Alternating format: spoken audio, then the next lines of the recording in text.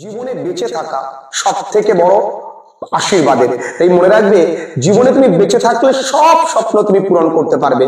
তোমার মনে রাখবে যে তোমার কথা তোমার বাবা মা সবসময় বুঝবে এমনটাও নয়। যখন ভালো কোনো সিদ্ধান্ত, যখন কোনো এক্সেপশনাল সিদ্ধান্ত তুমি নেবে, সবার চোখে সেটা, কারণ সবাই তো চিরাচরিত পদ্ধতিতে চলে, সবার চোখে কিন্তু সেটা একটুখানি নাকচ করবেই তারা। তাই তাদেরকে প্রমাণ করতে যেও না, তাদের কথায় রাগ করো না, তুমি তোমার লক্ষ্যে স্থির থাকো এবং এগিয়ে চলো। এনসিইআরটি বই থেকে এদের ম্যাক্সিমাম কোশ্চেনটা আসে, আর মানে বইটা সঠিকভাবে পড়া প্লাস মানে সঠিকভাবে কোশ্চেন প্র্যাকটিস করলে সমস্যাটা কিন্তু মিটে যাবে। মানে নিট পাওয়া কিন্তু মানে খুব যে রকেট সায়েন্স এটা কিন্তু নয়।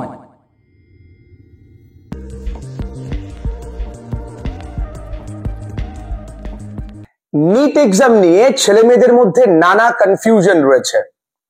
তার স্ট্র্যাটেজি কিভাবে হওয়া উচিত, যারা গ্রাম বাংলার ছেলে মেয়েরা তারা কি বাড়িতে থেকে নিট প্রিপারেশন নিতে পারে? আচ্ছা, নিট ছাড়া কি পৃথিবীতে সায়েন্স পড়বার পরে আর কোনো অপশনস নেই? নিটে ক্র্যাক না করতে পারলে এই যে ছেলেমেয়েরা ফ্রাস্ট্রেট হয়ে পড়ছে, ছেলেমেয়েরা ভুল পথে পরিচালিত হচ্ছে, এর পেছনে দায়ী কে? এর পেছনে দায়ী গোটা সমাজ ব্যবস্থা, এর পেছনে দায়ী আমাদের ছেলেমেয়েদের প্রতি বাবা মায়ের যে একটা হিডেন প্রেশার ক্রিয়েট করা। বাবা মা তাদের সন্তানদেরকে তাদের নিজেদের স্বপ্নটা, তাদের কলিগ কম্পিটিশন, তাদের চাকরি ক্ষেত্রে কম্পিটিশন, যে তার ছেলে অমুক বসের ছেলে অমুক জায়গায় নিট ক্র্যাক করে বা অমুক বসের ছেলে অমুক জায়গায় পড়ে, এই কম্পিটিশনটা কোথাও না কোথাও নিজেও তার সন্তানদের উপরে চাপিয়ে দেওয়া। দিনের শেষে ছেলে মেয়েরা কেমন আছে মেন্টালি ফিজিক্যালি সেটা না জিজ্ঞাসা করে ছেলে মেয়েদেরকে এইটা বর্তানো যে কতটুকু প্রস্তুতি হয়েছে, প্রস্তুতির কি খবর, এবছর হবে তো। তার জন্য আমাদের চোখের সামনে নানা অঘটনগুলো কিন্তু ঘটে চলেছে। আমরা সেগুলোকে দৃষ্টিগোচর করলেও সেগুলোকে নিয়ে কথা বলবার লোক কিন্তু অভাব রয়েছে। তাই তোমাদের জন্য আজকের ভিডিওটা ভীষণ স্পেশাল।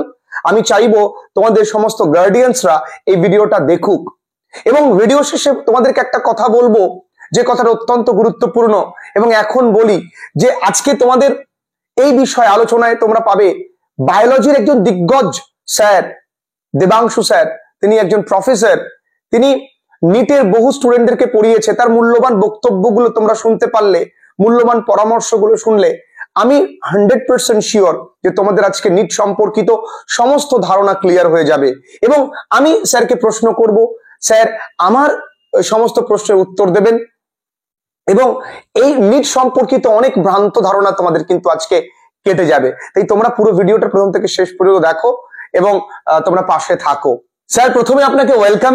আপনি দূর থেকে এসছেন, কারণ ছেলেমেয়েরা যেই পরিমাণ ভালোবাসা দিয়েছে আমাদের পূর্ববর্তী ভিডিওস গুলোতে, স্যারের মূল্যবান বক্তব্যগুলো আমরা শুনবো। তোমরা কিন্তু অবশ্যই মন দিয়ে ভিডিওটা দেখবে। আর ভিডিও শুরু করবার আগে বলে রাখি, স্যারের কিন্তু বায়ো উইজার্ড বলে একটি খুব সুন্দর ডেডিকেটেড বায়োলজির চ্যানেল রয়েছে। সেই চ্যানেলটা তোমরা অবশ্যই সাবস্ক্রাইব করবে। ভালো জিনিসটাকে আমরা যদি বলি, জানাই, তাতে দোষ কোথায়? আমরা তো কোনো খারাপ কিছুকে প্রমোট করছি না। একটা জিনিস, যিনি ভালো একটা পদক্ষেপ নিয়েছে সেই জিনিসটা তোমাদের সঙ্গে জানাচ্ছি।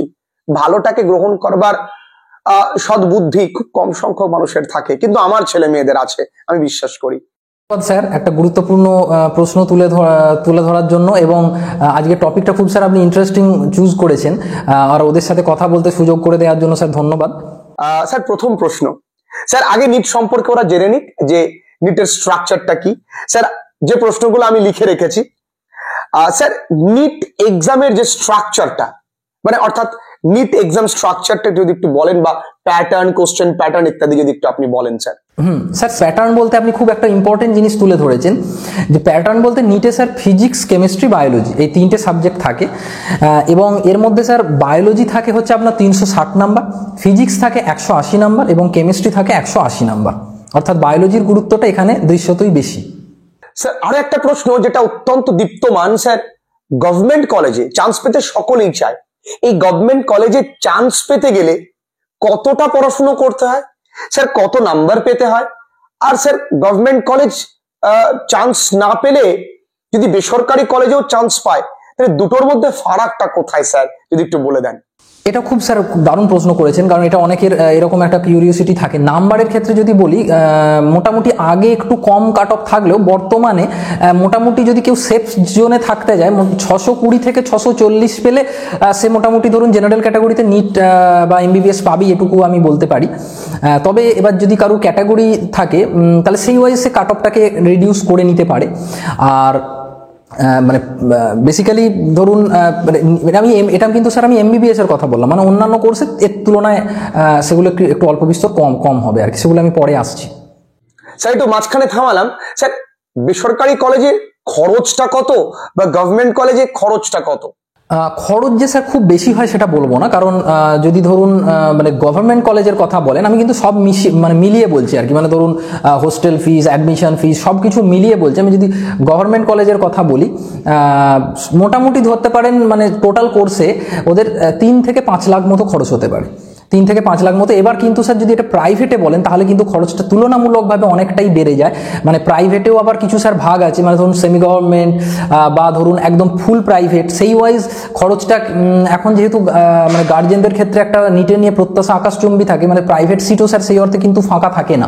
প্রাইভেটে প্রায় 1 থেকে 1.5 কোটি, মানে সরি 1.5 কোটি বলছি, 1 থেকে 1 কোটি 10 লাখ পর্যন্ত টাকা প্রায় চলে যেতে পারে, যেটা একটা হিউজ নাম্বার। তবে যদি সেটা সেমি গভর্নমেন্ট কেসে হয় তাহলে আমি বলবো অনেকটাই মানে তুলনামূলক এর থেকে অনেকটা কম, মানে 20-30 লাখ অ্যাপ্রক্স এরকম একটা রেঞ্জ, বা 40 লাখ অ্যাপ্রক্স এরকম একটা রেঞ্জ তারা ধরে রাখতে পারে। এবার স্যার আমার খুব জানতে ইচ্ছে হয়, আচ্ছা নিট পড়তে কি সত্যি ভীষণ বড় বড় ইনস্টিটিউশনে পড়তে হয়? স্যার আমরা জানি যে ছেলে মেয়েদের ভয় এবং গার্ডিয়ান্সের উচ্চাকাঙ্ক্ষা এই দুটোকে সম্মিলিত করেই সমস্ত ইনস্টিটিউশন গুলো গড়ে ওঠে। তো এই নিট ক্র্যাক করতে গেলে কি সত্যি বাড়িতে বসে পড়াশোনা হয় না, বা কোনো একজন স্যারের যার কাছ থেকে ছোটবেলা আমরা পড়েছি সেই রকম গ্রামের কোনো স্যারের গাইডেন্স বা অল্প পয়সায় অনলাইন স্টাডিজে কি এটা সম্ভব নয়? মানে নিট পড়তে গেলে বড় বড় জায়গায় পড়তে হবে, লাখ লাখ টাকা দিয়ে পড়তে হবে, এইটা যদি একটুখানি স্যার আপনি বলেন। এটা স্যার একদম বলতে গেলে মানে খুবই ভালো বলেছেন, কারণ কোচিং কোথা থেকে নেবে এটা নিয়ে সবার মধ্যে একটা তুলনামূলক কনফিউশন থাকে। অনেকে মানে লাখ লাখ টাকা খরচ করে বড় বড় কোচিং সেন্টারগুলোয় ভর্তিও হয়, কিন্তু স্যার মানে আমার যদি এটা আমার ব্যক্তিগত মতামত আমি জিজ্ঞেস করেন, আমি দীর্ঘদিন ধরে নিট পড়াচ্ছি বা যারা যারা আমার থেকে অনেক স্টুডেন্ট পেয়েওছে, তাদের মানে আমার ব্যক্তিগত অভিজ্ঞতা থেকে বলতে পারি এত টাকা দিয়ে এত বড় জায়গা থেকে কোচিং হয়তো নেওয়ার আমার মনে হয় খুব একটা প্রয়োজন নেই। তার কারণ স্যার মানে খুব সিলেক্টিভ কিছু বই থেকে, আমি সেটাই পরে আসবো, এনসিইআরটি বই থেকে এদের ম্যাক্সিমাম কোশ্চেনটা আসে, আর মানে বইটা সঠিকভাবে পড়া প্লাস মানে সঠিকভাবে কোশ্চেন প্র্যাকটিস করলে সমস্যাটা কিন্তু মিটে যাবে। মানে নিট পাওয়া কিন্তু মানে খুব যে রকেট সায়েন্স এরকম কিন্তু নয়। আচ্ছা স্যার, যারা প্রথম মানে বিগিনার্স তাদের স্ট্র্যাটেজিটা কেমন হওয়া উচিত? মানে যারা প্রথম আর কি প্রস্তুতি নিচ্ছে তাদের স্ট্র্যাটেজিটা কেমন হবে স্যার একটু যদি বলেন। বিগিনার স্ট্র্যাটেজি দারুণ বলেছেন। বিগিনার স্ট্র্যাটেজির ক্ষেত্রে আমি যেটা বলবো, যারা ধরুন এই সদ্য তোমরা যারা 11-এ উঠলে তোমাদেরকে আমি বিশেষ করে বলবো, বা এখন যারা হয়তো ক্লাস 10-এ আছো এই ভিডিওটা দেখছো তাদেরকে বলবো, আমার কাছে এরকম অনেক প্রশ্নই থাকে, স্যার আমি এখন 11-এ উঠলাম, আমি এখন 10-এ পড়ছি, নিটের জন্য কিভাবে কি করব। 11-এ উঠলে তাদেরকে আমি বলবো তোমরা অবশ্যই একটু হলেও মানে বাজার চলতি যে বইগুলো তোমরা বাংলা মাধ্যমে পড়ছো ঠিক আছে, কিন্তু একটু হলেও এনসিইআরটি বইটার সাথে এখন থেকে তোমরা সরগড় হতে শুরু করো। কারণ এনসিইআরটি বই তুমি পৃথিবীর যে বই পড়ে নাও না কেন, এনসিইআরটি বইটা না পড়লে তো তুমি নিট পাবে না। তো সেই ক্ষেত্রে এনসিইআরটি বইটা থেকে তোমরা একটু সরগড় হতে শুরু করো। সরগড় শব্দটা এই কারণেই বলছি, কারণ তোমরা তো বাংলা মাধ্যমের ছাত্রছাত্রী, প্রথম এনসিইআরটি পড়তে ম্যাক্সিমাম জনের, সবার না হলো ম্যাক্সিমাম জনের ইংলিশ ওয়ার্ডগুলো একটু খটোমটো লাগতে পারে।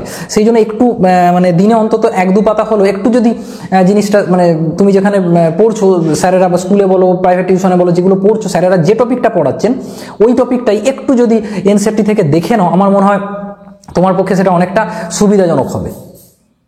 স্যার নিট পড়ার ক্ষেত্রে আমি ছেলে মেয়েদের মধ্যে মুখে প্রায়শই শুনেছি এনসিইআরটি।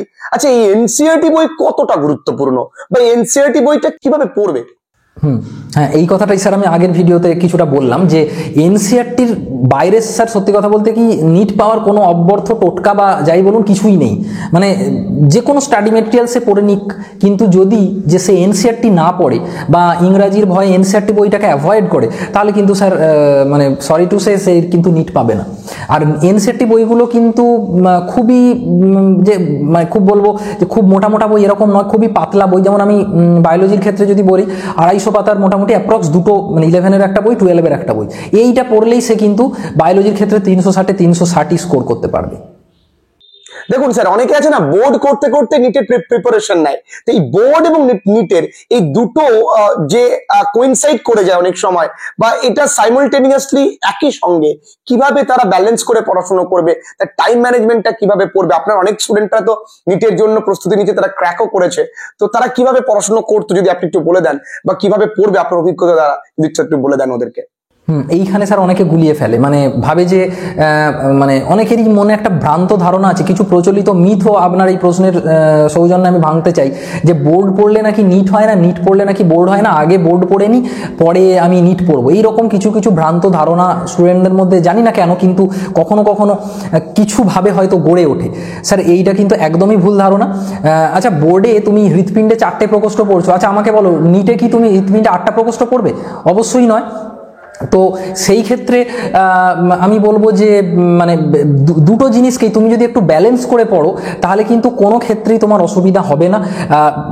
সেম জিনিসটাই মানে বাংলায় যেটা পড়ছো সেম জিনিসটা তুমি একটু এনসিইআরটি বই ইংলিশটা পড়ে নাও, আর অবশ্যই দিনে একটু নির্দিষ্ট টাইম মেনটেন করে একটু এমসিকিউটা প্র্যাকটিস করো, তাহলেই কিন্তু তুমি বোর্ড নিট একসাথে মানে মেনটেন করতে পারবে। আমার অনেক স্টুডেন্ট আছে, আপনি স্যার আমার চ্যানেলের কথাও বললেন, সেখানে ওরা গেলেও দেখতে পাবে যারা বোর্ডেও র্যাঙ্ক করেছে বা নিটের ক্ষেত্রেও তারা কিন্তু মানে সেম ইয়ারেই চান্স পেয়ে গেছে। তো তোমরা শুনলে, এবার স্যার বলবে যে স্যার বায়োলজি তো একটা হাই স্কোরিং মার্কস এবং সব থেকে বেশি মার্কস ওখান থেকে আসে, বায়োলজিটা কি করে পড়া উচিত, বায়োলজিতে কত % মার্কস থাকে, পুরো বায়োলজির বিষয়টা যদি স্যার একটু বলে দেন। বায়ো তো স্যার অবশ্যই, মানে বায়োলজির ক্ষেত্রে মানে বায়োলজিটাকে তাকে যদি কোনো কারণে উইক হয়ে যায় তাহলে কিন্তু স্যার নিট বা মানে নেক্সট টু তার ইম্পসিবল হয়ে যাবে, কারণ আমি স্যার আগেই বললাম এখানে 360 নাম্বার আছে। এবার 360-এ 360 স্কোর করতে গেলে তোমাকে সব থেকে যেটা আগে দরকার এনসিইআরটি, কিন্তু একই এছাড়াও আমি কিছু পয়েন্ট অ্যাড করতে চাইবো, আমি তোমাদের জন্য একটা নিজের স্ট্র্যাটেজি প্রায় বানিয়েছি বলতে গেলে। তো আমি দেখো ক্লাস 11-এ আমি এটা দেখেই তোমাদেরকে বলছি, ক্লাস 11-এর ক্ষেত্রে মানে যে ইউনিটগুলো আছে তাদের মধ্যে সব থেকে বেশি গুরুত্ব দেবে হিউম্যান ফিজিওলজি, তারপর দেবে ডাইভার্সিটি অফ লিভিং অর্গানিজমস, তারপর দেবে হচ্ছে সেল স্ট্রাকচার অ্যান্ড ফাংশন, আর তারপর ওই প্ল্যান্ট ফিজিওলজি কিছুটা দেখবে, organisation in plants, organisation structure, organisation in animals, এইগুলো কিছুটা দেখবে। এবার ক্লাস 12-এর ক্ষেত্রে আমি যদি বলি, সব থেকে বেশি প্রশ্ন তোমাদের জেনারেলি আসে, আমি যেটা স্ট্র্যাটেজি বানিয়ে দেখেছি, জেনেটিক্স অ্যান্ড ইভলিউশন থেকে প্রায় 19% মার্কস আছে, মানে ক্লাস 12-এর বেসিস আমি বলছি। তারপর ধরো তোমরা রিপ্রোডাকশনের ক্ষেত্রে একটা ভালো মার্কস আসে, বায়োটেকনোলজি থেকেও বেশ কিছু প্রশ্ন আছে, ম্যাক্সিমাম কিন্তু জেনেটিক্স অ্যান্ড ইভলিউশন থেকে, এবং অল্প কিছু প্রশ্ন আসে ইকোলজি থেকে। তো এটা বায়োলজির ক্ষেত্রে এই স্ট্র্যাটেজি আমি তোমাকে বলবো, এবং ফিজিক্স কেমিস্ট্রিতে ওয়াইজও তোমাকে একটা মিনিমাম গুরুত্ব দিতে হবে, কারণ দেখো একটা প্রচলিত কথা যে বায়োলজি তোমাকে এক্সামটার কাট অফের কাছাকাছি নিয়ে যাবে, আর ফিজিক্স কেমিস্ট্রিতে তুমি যত স্ট্রং হবে তুমি তত কাট অফটা পেরিয়ে র্যাঙ্কটা ভালো করবে আর কি, মানে অর্থাৎ বুঝতে পারছো তো, বায়োলজি হচ্ছে বেস। বায়োলজিতে তোমার কোনো কারণে উইক হয়ে গেলে তুমি ফিজিক্স কেমিস্ট্রিতে মানে কি বলবো, মানে ফুল মার্কসের কাছাকাছি পেলেও তোমার কিন্তু কোনো লাভ নেই। সেই কারণে বায়োলজিটাকে মেনটেন করতে হবে, এবং অবশ্যই তার সাথে ফিজিক্স কেমিস্ট্রি খুব ভালোভাবে পড়তে হবে, তাহলে তোমার নিট পাওয়া কিন্তু কেউ আটকাতে পারবে না। স্যার, ছেলেমেয়েরা নিট পরীক্ষা দেওয়ার সময় নেগেটিভ মার্কিং নিয়ে খুব ভাবনা চিন্তা করে, যে নেগেটিভ মার্কিং তাহলে এড়িয়ে যাওয়ার জন্য কি করবে, মানে ভুল উত্তর লিখতে তো নেগেটিভ, কটায় কতটা নেগেটিভ মার্কিং আছে, যদি স্যার পুরো বিশদে নেগেটিভ মার্কিং এর ইস্যুটাকে যদি আপনি একটু সলভ করে দেন স্যার।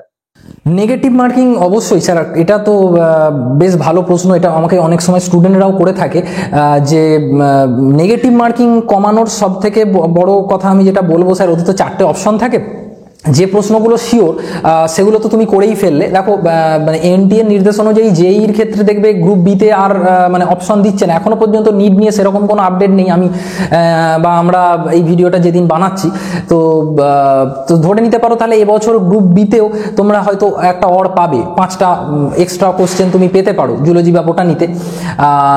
সেই ক্ষেত্রে আমি বলবো যেগুলো শিওর সেগুলোকে আগে ভালো করো। আবার কিছু কিছু প্রশ্ন তুমি পাবে যেখানে ধরো 4টে অপশন আছে কিন্তু তুমি এক্স্যাক্টলি পারছো পারছো না কোনো ক্ষেত্রে, সেটা বায়োলজি, ফিজিক্স, কেমিস্ট্রি যেটাই খুশি হতে পারে, তুমি আগে দেখবে যে কোন দুটো অপশন তুমি বাদ দিতে পারছো। এই মেথডটাকে আমি বলি অমিটিং মেথড। তুমি দেখলে যে আমি বি আর ডিটাকে বাদ দিতে পারছি, অর্থাৎ বি আর ডি কোনো কারণে হবেই না। তাহলে তোমাকে যদি ওয়াইল্ড গেস করতেই হয়, তাহলে তুমি এ আর সি এর মধ্যে তুমি তখন 50-50 চান্স, সেই অমিতাভ বচ্চনের কেবিসির মতো তুমি একটা গেস তখন করতেই পারো, এবং তোমার যেহেতু তুমি বাকি দুটোকে বাদ দিয়ে দিয়েছো, অনেকটাই সঠিক হওয়ার চান্সটা বেড়ে যাবে। তবে সিওর প্রশ্ন আগে পেরে গেলে তাহলে মানে এই ধরনের অ্যাটেন্ড তোমাকে তখন করতে হবে না। আর স্যার প্রস্তুতি নেবার সময় ছেলে মেয়েদের যে ভুলগুলো একদমই করা চলবে না, সেটা স্যার যদি বলেন। ভুল এড়িয়ে যাওয়া বলতে স্যার, আমি ধরুন অনেকেই একটা ভুল করে এনসিইআরটি পড়তে গিয়ে, সবাই ভাবে যে নর্মাল এনসিইআরটি বইটা মানে নর্মাল পড়ে যাব, ওইভাবে স্যার পড়লে হয় না। কারণ এনসিইআরটি বইয়ের প্রত্যেকটা ওয়ার্ড তোমাকে পড়তে হবে। এবং আমি কিছুদিন আগে আমার চ্যানেলে বায়োউইজার্ড দেবাংশু স্যার চ্যানেলে একটা ভিডিও বানিয়েছিলাম, সেখানে একটা ভিডিও দিয়েছিলাম যে মানে এনসিইআরটি বই পড়ার প্রপার স্ট্র্যাটেজি, সেটা পারলে তুমি একবার দেখে নেবে, স্যার তো লিঙ্ক দিয়েই দেবেন। তো ওখানে মানে আমি একটা কথা বলেছিলাম, এখানেও আমি বলি যে সামারি, মানে চ্যাপ্টার যে সামারি, এটা অনেকে পড়ে না, ভাবে যাওয়া ঠিক আছে চ্যাপ্টারটা তো আমি পড়ে নিলাম, সামারিতে আর ওই একই কথা ছোট করে লেখা আছে, অনেকে পড়ে না। সামারিটা তোমাকে দেখতে হবে, কারণ সামারিতে অনেক ইম্পর্টেন্ট ওয়ার্ড থাকে যেটা হয়তো মেন টেক্সটে থাকে না। তারপর তোমাকে কনফিডেন্সটা সবসময় বুস্ট আপ রাখতে হবে, মানে বেশি রাখতে হবে, প্লাস মক টেস্ট দিতে হবে। এবং শুধু পড়ে গেলে হবে না, সেগুলো কোশ্চেন প্রচুর পরিমাণে প্র্যাকটিস করতে হবে। আচ্ছা, ধরুন কোনো ছেলেমেয়েরা সায়েন্স নিয়ে পড়লো, তারা নিট প্রস্তুতি নিতে গিয়ে দেখলো যে নিটটা অত্যন্ত কঠিন হয়ে যাচ্ছে, বা 2-1 বছর আমার সময় নষ্ট হয়ে গেল, তাহলে নিট ছাড়া কি ওদের আর কোনো অন্য পথ নেই? মানে নিটের মতন আরো অন্য কোনো প্রেস্টিজিয়াস কাজ কি তারা পেতে পারে না? আর কি কোনো কোর্স নেই সায়েন্স স্ট্রিমে গিয়ে? তাহলে সায়েন্স স্ট্রিমে গিয়ে কোন কোন কোর্স গুলো আছে স্যার যদি বিশদ একটুখানি বলেন। যারা ধরুন ডাক্তার হতে চায়, তা দুধের স্বাদ তো ঘোলে মিটবে না, তো সেই রকমই যদি স্যার কোনো অন্যান্য কোর্সের কথা যদি একটু বলে দেন, তারা বিশদে জানুক। আর আপনি বলছিলেন যে আপনার চিন্তা ভাবনাটা খুব সুন্দর প্রকল্প রয়েছে, যে ছেলে মেয়েদের জেন পাসের জন্য আপনি ভাবছেন, যেখানে ইংরেজিটা গুরুত্বপূর্ণ একটা বিষয়।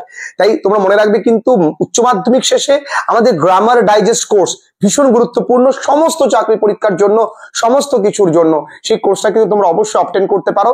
এবং আমাদের কিন্তু ক্র্যাশ কোর্সে ভর্তি চলছে, সারা বছর পড়ে না সায়েন্সের স্টুডেন্টরাই 3 মাস প্রস্তুতি নেয়, 3 মাসে বহু ছেলেমেয়েরা প্রচুর রেজাল্ট করেছে। তোমরা আমাদের ভিডিওস দেখলে বুঝতে পারবে, ফিডব্যাক দেখলে বুঝতে পারবে। তো ক্র্যাশ কোর্স কিন্তু ভর্তি চলছে এখন জোর কদমে।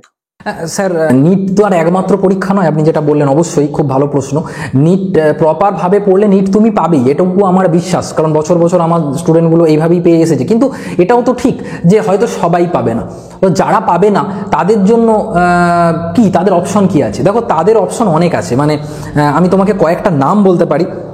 যেমন ধরো বিএসসি নার্সিং, বিপিটি, বিএমএলটি, হ্যাঁ ইত্যাদি, মানে যেটাকে জেন পাস এক্সাম, এই যে এগুলো আমি কোর্সের নাম বললাম, জেন পাস এক্সামটা দিলে তুমি এই ধরনের প্রচুর কোর্সে এনরোল করতে পারো। এছাড়াও নিটের মধ্যে যে শুধু এমবিবিএসই হয় তা নয়, নিট থেকে ডেন্টালে যাওয়া যায়, নিট থেকে বিএইচএমএসে যাওয়া যায়, নিট থেকে বিএইচএসে যাওয়া যায়, এমস নার্সিংয়ে যাওয়া যায় এরকম কিন্তু, বা এমস নার্সিংয়ের আলাদা পরীক্ষা হয়, এই ধরনের জিনিসপত্রগুলো তুমি কিন্তু যেতে পারবে। এই ধরনের মানে যার জন্য কি বলবো, মানে আমি যেটা বলতে চাইছি, জেন পাস পরীক্ষাটা কিন্তু তোমরা অবশ্যই দেবে। জেন পাস পরীক্ষাটা খুব একটা গুরুত্বপূর্ণ অংশ আছে। প্লাস জেন পাস পরীক্ষাটা নিয়ে আমি বা স্যার একটা ভাবনা চিন্তাও করছি, তোমাদের কিভাবে কি হেল্প করা যায়। তো সেটা সঠিক সময় এলে আমরা তোমাদেরকে অবশ্যই জানিয়ে দেবো। আচ্ছা স্যার, এবার যদি স্যার একটু আপনি বলুন যে নিট ছাড়া আর কি কি পরীক্ষা তারা দিতে পারে। আর স্যার ছেলেমেয়েরা যে ভুল সিদ্ধান্তগুলো নেয়, নিটে ক্র্যাক করতে পারলো না, আমার জীবন শেষ, কারণ তাদের কোথাও না কোথাও একটা সমাজ বা বাবা মা দ্বারা একটা প্রেশার ক্রিয়েট করা হয়, তো সেই ক্ষেত্রে ছেলে মেয়েদের মেন্টালি কতটা স্ট্রং থাকতে হবে? তবে স্যার বলার আগে আমি একটুখানি বলে রাখি, জীবনে বেঁচে থাকা সব থেকে বড় আশীর্বাদের। তাই মনে রাখবে, জীবনে তুমি বেঁচে থাকলে সব স্বপ্ন তুমি পূরণ করতে পারবে। তোমার মনে রাখবে যে তোমার কথা তোমার বাবা মা সবসময় বুঝবে এমনটাও নয়। যখন ভালো কোনো সিদ্ধান্ত, যখন কোনো এক্সেপশনাল সিদ্ধান্ত তুমি নেবে, সবার চোখে সেটা, কারণ সবাই তো চিরাচরিত পদ্ধতিতে চলে, সবার চোখে কিন্তু সেটা একটুখানি নাকচ করবেই তারা। তাই তাদেরকে প্রমাণ করতে যেও না, তাদের কথায় রাগ করো না, তুমি তোমার লক্ষ্যে স্থির থাকো এবং এগিয়ে চলো। লক্ষ্যটা নিজের ভালোবাসা থেকে তৈরি করো, অন্যকে দেখে কিন্তু তৈরি করো না। স্যার বাকিটা আপনি বলবেন। হ্যাঁ স্যার, ওই জেনপাসের ওই কথাটা, মানে জেনপাসের যে কথাটা বললেন আপনি, জেনপাস এক্সাম রিলেটেড, তো জেনপাস এক্সামটা মাধ্যমে মানে তুমি যদি সঠিকভাবে প্রিপারেশন নাও, তুমি কিন্তু জেনপাস এক্সামে তোমাকে কিন্তু কেউ আটকাতে পারবে না। হ্যাঁ মানে তুমি কি বলবো, মানে জেনপাসের ক্ষেত্রে তোমাকে একটা ছোট্ট করে বলে দিই, এখানে যেমন ফিজিক্স, কেমিস্ট্রি, বায়োলজি তো থাকছেই, তার সাথে থাকছে ইংলিশ থাকছে, তার সাথে থাকছে লজিক্যাল রিজনিং। হ্যাঁ, পরবর্তীকালে তোমাদের আমি স্যারকে অনুরোধই করব যে স্যার, তো এটা নিয়ে অলরেডি আমরা ভাবনা চিন্তা করছি, ইংলিশের ক্ষেত্রে তোমাদের কিভাবে জেনপাসে হেল্প করা যায় সেটা স্যার অবশ্যই দেখবেন। এই কথাটাই আমি বলবো জেনপাসের জন্য। এবং স্যার পরবর্তীকালে এটা আমরা একটা ভাবনা চিন্তা করছি একটা ক্র্যাশ কোর্সের, যে সেই ক্র্যাশ কোর্স কোনোভাবে তোমাদেরকে করানো গেলে সেটা আমি বা স্যার সঠিক সময় অ্যানাউন্স করে দেবো, যাতে তোমাদের সুবিধা হয়। মেন্টালিটি স্যার অবশ্যই স্ট্রং রাখতে হবে, যে আমি পারবো। একটা কথাই আছে, ইম্পসিবলের মধ্যেই আছে আই অ্যাম পসিবল। এটা তোমাকে কিন্তু মেনটেন করতে হবে। তুমি পারবে না তো কে পারবে? আমি বলছি, তুমি আমার কথাগুলো শুনে দেখো, স্যারের কথাগুলো শুনে দেখো, তোমার নিট পাওয়া কেউ আটকাতে পারবে না, জেনপাস পাওয়া কেউ আটকাতে পারবে না। লাস্ট টিপ স্যার এটাই বলবো, তোমরা কম বেশি খুব পপুলার একটা সিনেমার কথা জানো, 12th ফেল। তো 12th ফেল সিনেমায় খুব ইম্পর্টেন্ট মানে দুটো ডায়লগ আছে, চিটিং छोड़नी पड़ेगी আর জিরো সে করো রিস্টার্ট। তো এই যে দুটো ডায়লগ, এই দুটো ডায়লগকে তোমাকে কিন্তু মানে নিজের মধ্যে নিয়ে রাখতে হবে। এবং এই দুটো ডায়লগ মানে আমি বলতে চাইছি কি, মানে তোমাকে এটা একটা লম্বা রেসের মতো তুমি এটাকে ট্রিট করো। এমন তো নয় যে তুমি একদিন আমার কথা শুনে ইন্সপায়ার হয়ে, স্যারের কথা শুনে ইন্সপায়ার্ড হয়ে যে তুমি 2-3 দিন খুব পড়তে শুরু করে দিলে, তারপর আবার তোমার গ্রাফটা ডাউন হয়ে গেল, তাহলে কিন্তু হবে না। গ্রাফটা স্টেডি রাখতে হবে, তাহলে তোমার নিট পাওয়া কেউ আটকাতে পারবে না। আর প্রত্যেক ক্ষেত্রে আমি তো থাকবই, আর এই রকম মতো একজন মানে গুণী মানুষকে তোমরা পাশে পাচ্ছ। হ্যাঁ, ওনার স্যারের আমি বিভিন্ন ভিডিও দেখেছি, বিভিন্নভাবে তোমাদেরকে স্যার ইন্সপায়ার করেন। ওই ভিডিওগুলোর মাধ্যমে মানে কি বলবো, মানে বহু স্টুডেন্ট ইন্সপায়ার্ড হয়। এই স্যার যেগুলো বলেন, স্যারের কথাগুলো শুনবে, আর আমি তো তোমার পাশে থাকবই, আমরা পাশে থাকবই। আশা করছি তোমার নিট পাওয়া কেউ আটকাতে পারবে না। যে কোনো হেল্পের জন্য আমরা সবসময় পাশে আছি। তো তোমরা আজকে পুরো ভিডিওটা দেখলে বুঝতে পারলে, নিশ্চয়ই তোমাদের অনেক কনসেপশন ক্লিয়ার হয়েছে। ভিডিওটা প্রত্যেকটা গ্রুপে শেয়ার করবে, স্যারের চ্যানেলটা সাবস্ক্রাইব করবে, বায়ো উইজার্ড, তার লিংক আমরা ডেসক্রিপশন বক্সে এবং কমেন্টে ফার্স্ট কমেন্টে পিন করে দিলাম। এবং স্যার নিটের যাবতীয় তোমাদের সঙ্গে আলোচনার জন্য একটা হোয়াটসঅ্যাপ গ্রুপ তৈরি করেছে, সেই লিঙ্কটাও কিন্তু আমি কমেন্টে দিয়ে দিলাম। অবশ্যই কিন্তু তোমরা জয়েন করো। ভালো থেকো তোমরা, ভালো থাকবেন স্যার আপনিও, আর তোমাদেরকে অনেক অনেক অনেক ভালোবাসা। খুব ভালো থেকো তোমরা সবাই।